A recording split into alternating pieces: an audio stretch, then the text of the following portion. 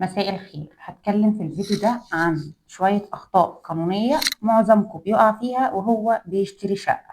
هنتكلم فيها في الفيديو ده عشان تتفادوا مشاكل كتير جدا فيما بعد انتوا في غنى عنها. أول حاجة وهي الشراء بتوكيل، إنك تشتري شقة من البايع يكون عامل توكيل لواحد تاني بالبيع. طيب إيه المشكلة معانا؟ إن التوكيل بيكون عام.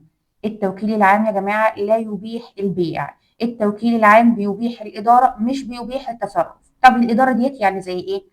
الإدارة ديت يعني مثلا زي الإيجار، حتى الإيجار بيكون مدة لا تزيد عن 3 سنين، وده وفقا للمادة 701 و 702 من القانون المدني.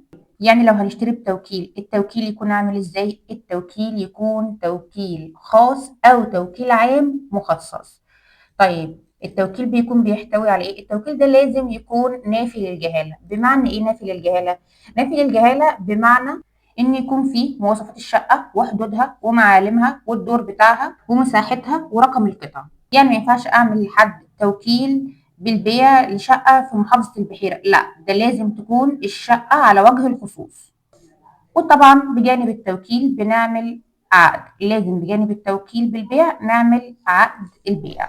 تاني حاجة هي المعاينة، لازم تعاين الشقة معاينة نافية للجهالة. يعني لازم تروح الشقة مرة واتنين وتلاتة وفي أوقات مختلفة، هتعاين وتشوف مواصفات الشقة دي ومكونة من إيه، وتشوف الجيران وتسأل الجيران إذا كان في مشاكل على الشقة ولا لأ.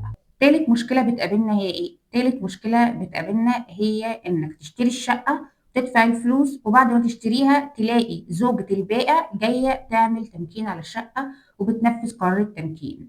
طيب علشان نتفادى الموضوع ده ونتفادى مشاكل كتير جدا فيما بعد، مضي زوجة البائع شاهدة على العقد، على عقد البيع. خلي زوجة البائع تمضي عليه شاهد يا جماعة، لأن الموضوع ده اللي في المحاكم كلهم عارفين ان الموضوع ده بيتكرر بشكل مستمر. رابع حاجة، حضرتك لازم تراجع كل ورق الشقة، هتراجع كل ورق الشقة وهتراجع تسلسل الملكية، وهتشوف هل الشقة ديت رخصة ولا تصالح، ولو تصالح لازم تروح تسأل عليها في مجلس المدينة. ولازم تسأل إذا كان الشقة دي عليها مديونية ولا مش عليها، عليها كهرباء أو مية أو غاز ولا ما عليهاش. تسأل على الشقة في الضريبة العقارية. اكتب بند في عقد البيع إن لو في أي مديونية سابقة على الشقة قبل تاريخ تحرير العقد هتكون على البائع مش على المشتري.